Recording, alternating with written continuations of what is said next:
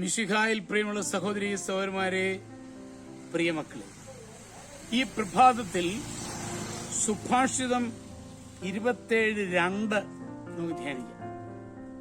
The book of Proverbs chapter 27 verse 2. ഇങ്ങനെയാണ് പറയുക: ആത്മപ്രശംസ ചെയ്യരുത്, മറ്റുള്ളവർ നിന്നെ പ്രശംസിക്കട്ടെ. അന്യന്റെ നാവാണ്, നിന്റേതല്ല അത് ചെയ്യേണ്ടത്.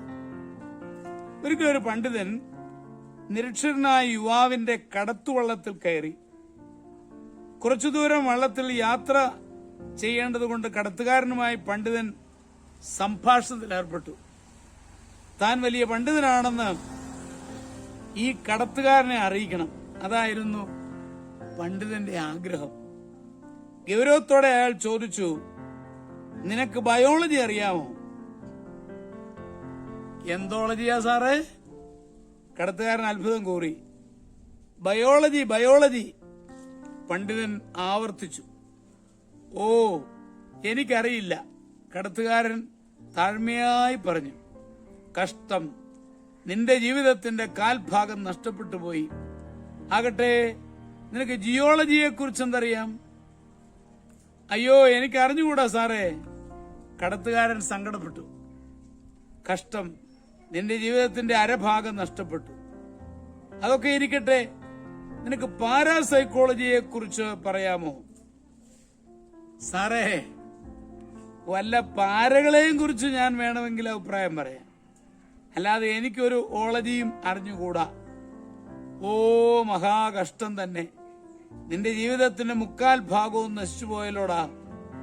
കടത്തുകാരൻ തന്നെ ദുർവിധി ഓർത്ത് ദുഃഖിച്ച് വള്ളം തുഴഞ്ഞുകൊണ്ടിരുന്നു. പെട്ടെന്നാണ് പ്രകൃതിയാകെ മാറിയത്. ആഞ്ഞടിച്ച കൊടുങ്കാറ്റിൽ വള്ളം മുങ്ങുമെന്ന സ്ഥിതിയിലെത്തി. അങ്ങേക്ക് നീന്തോളജി അറിയാമോ? കടത്തുകാരന്റെ വാക്കുകൾ കേട്ട് പണ്ഡിതൻ ഞെട്ടിത്തെറിച്ചുപോയി. പരിഭ്രമം കൊണ്ട് വീർപ്പൂട്ടിപ്പോയ പണ്ഡിതൻ വിറച്ചു. അയാൾ മനോവേദനയോടെ പറഞ്ഞു, അയ്യോ, അറിയില്ല. എന്നാൽ അങ്ങയുടെ ജീവൻ മുഴുവൻ നഷ്ടപ്പെട്ടതായി കരുതിക്കോ. മുങ്ങിത്തുടങ്ങിയ വള്ളത്തിൽ നിന്ന് കടത്തുകാരൻ വെള്ളത്തിലേക്ക് ചാടി. പാവം, സർവവിജ്ഞാനിയായ പണ്ഡിതൻ വെള്ളം കുടിച്ചും ഞരങ്ങിയും ഇഴങ്ങിയും താണും പൊങ്ങിയും ഒരുവിധം കരപറ്റി. നമ്മള് ആ അറിവിനെ കുറിച്ച് അഹങ്കരിക്കുക ഒരിക്കലും പാടില്ല. നമ്മുടെ കർത്താവ് യേശുമിശിഹായുടെ കൃപയും പിതാവായ ദൈവത്തിന്റെ സ്നേഹവും പരിശുദ്ധാത്മാവിന്റെ സഹവാസവും നാം എല്ലാവരോടും കൂടി ധാരാളമായിട്ടുണ്ടായിരിക്കട്ടെ, എപ്പോഴും എന്നേക്കും. ആമേൻ.